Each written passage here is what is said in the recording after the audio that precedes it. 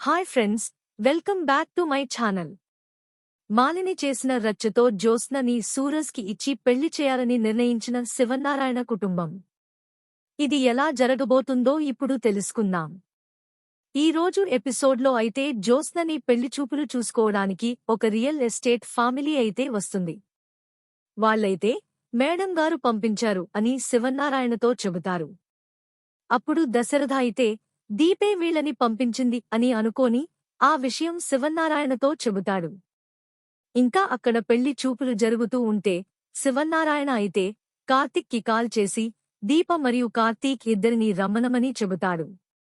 కార్తీక్ మరియు దీప ఇద్దరు అక్కడికి వచ్చేసరికి సూరజ్ అయితే జ్యోత్స్న గురించి చాలా అందంగా మరియు అద్భుతంగా వర్ణించి చెబుతుంటాడు.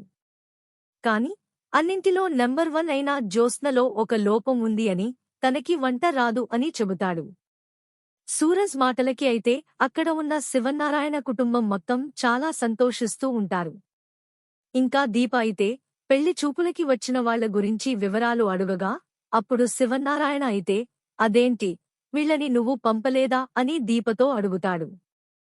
అప్పుడు దీప అయితే వీళ్ళు ఎవరో నాకు తెలియదు అని అంటుంది. అప్పుడు పెళ్లిచూపులకి వచ్చిన వాళ్ళు మేడం అంటే మాలిని మేడం. ఈ దీప ఎవరో మాకు తెలియదు అని చెబుతారు. మాలిని పంపింది అని తెలియగానే అందరూ చాలా కోపంతో ఉంటారు. పెళ్లి చూపులకి వచ్చిన వాళ్లని ఇంట్లో నుండి పంపించి వేస్తారు. అప్పుడే ఇంట్లోకి మాలిని మరియు దక్షిణామూర్తి అయితే వస్తారు. శివనారాయణ పర్మిషన్ లేకుండానే వాళ్ల సోఫాలో కూర్చుని మీరు కూడా కూర్చోండి బాబాయ్ అని మాలిని అంటుంది.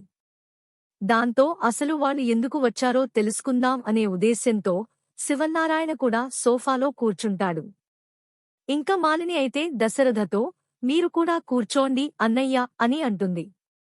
అప్పుడు దశరథ అయితే కోపంతో నువ్వు నా చావువి, నీతో మాట్లాడడమే అనవసరం అని కోపంతో అంటాడు. అయినా నా కూతురికి పెళ్లి సంబంధం చూడడానికి నువ్వెవరు అని దశరథ మరియు సుమిత్ర అయితే కోపంతో అంటారు. అప్పుడు మాలిని అయితే ఇలా అంటూ ఉంటుంది. అసలు ఇంతకీ జ్యోత్స్న నీ కూతురేనా? తను కార్తీక్ని ప్రేమించింది. కాని మీరు కార్తీక్ వేరే పెళ్లి చేసుకున్న కాని ఏమీ అనలేదు. ఇంకా ఈ దీపకి అమ్మ, నాన్న ఎవరో తెలియదు. తానొక అనాథ అని మాట్లాడుతుంది. అప్పుడు కార్తీక్ అయితే చాలా కోపంగా దీపకి తల్లి, తండ్రి, భర్త అన్నీ ఈ కార్తీక్. నీకు నా భార్య గురించి మాట్లాడే అర్హత లేదు అని అంటాడు. అప్పుడు దీప కూడా మాలిని మాటలని తప్పుబడుతూ మాట్లాడుతుంది. ఇంకా మాలిని అయితే దీపతో నీకేమీ సంబంధం ఈ ఇంతింతో, నువ్వెందుకు మాట్లాడుతున్నావ్ అని అంటుంది. ఇంకా దీప అయితే సుమిత్రగారు మా అమ్మ అని అంటుంది. అందరూ ఒక్కసారిగా దీప వైపు చూస్తారు. అప్పుడు దీప అయితే ఇలా అంటుంది. నాకు అన్నం పెట్టిన ఈ ఇల్లు నాకు దేవాలయం. నన్ను ప్రేమగా చూసుకున్న ఈ కుటుంబం నాకు కూడా కుటుంబమే. తల్లిలాగా ప్రేమ పంచిన సుమిత్రగారు నాకు తల్లితో సమానం. నా భర్త కార్తీక్కి వరుసకు అత్త అయిన సుమిత్రగారు నాకు వరుసకు తల్లి అవుతారు. ఈ సంబంధం చాలా లేక ఇంకా ఏమన్నా కావాలా నేను మాట్లాడడానికి అని అంటుంది. ఇంకా మాలిని అయితే శివనారాయణని రెచ్చగొట్టే విధంగా ఇలా మాట్లాడుతుంది. నీ అల్లుడేమో ఒక అనాథని పెళ్లి చేసుకున్నాడు. వాడిమీద ప్రేమతో నా మేనకోడలు పెళ్లి చేసుకోకుండా ఉండిపోయింది. అసలు దీనికి పెళ్లి చేసే ఉద్దేశ్యం మీకు ఉందా? లేదా? లేకపోతే ఈ అనాథ అయినా దీపని కార్తీక్ చేసుకున్నట్టు నా మనవరాలికి కూడా ఎవరు లేని అనాథని తెచ్చి పెళ్లి ఏమైనా చేస్తారా? మీరు చేస్తారు. అందుకే నేనే నా మేనకోడలికి మంచి సంబంధాలు చూస్తున్నాను అని అంటుంది.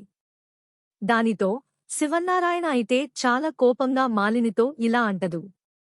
నా మనవరాలికి నువ్వు సంబంధం చూడాల్సిన అవసరం లేదు. దాని పెళ్లి వరం రోజులలో నేనే దగ్గరుండి చేస్తాను.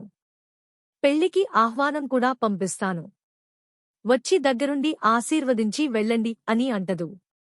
అప్పుడు మాలిని అయితే ఇలా అంటుంది.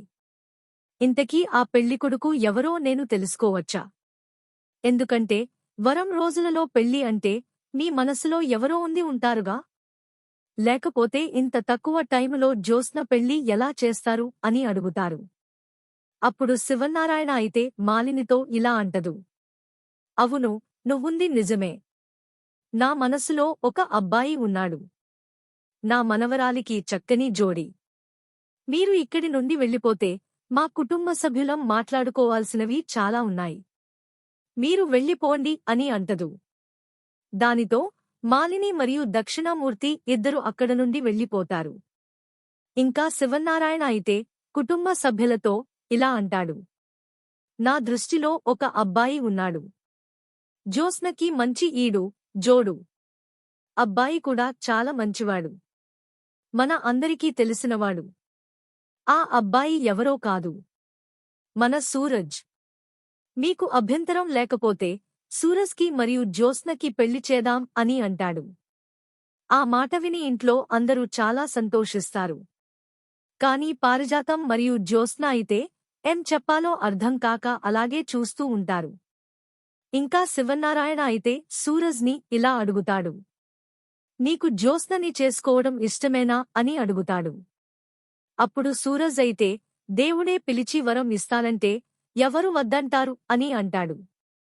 సూరజ్కి జ్యోత్స్న అంటే ఇష్టమే అని తెలియడంతో ఇంట్లో అందరూ చాలా సంతోషిస్తారు. ఇంక సుమిత్ర అయితే జ్యోత్స్నని కూడా సూరజ్ని పెళ్లి చేసుకోవానికి ఒప్పిస్తుంది. ఇది ఫ్రెండ్స్, రాబోయే ఎపిసోడ్స్లో ఇదే జరగబోతుంది. మీ అభిప్రాయాలను కామెంట్స్ రూపంలో తెలియజేయండి.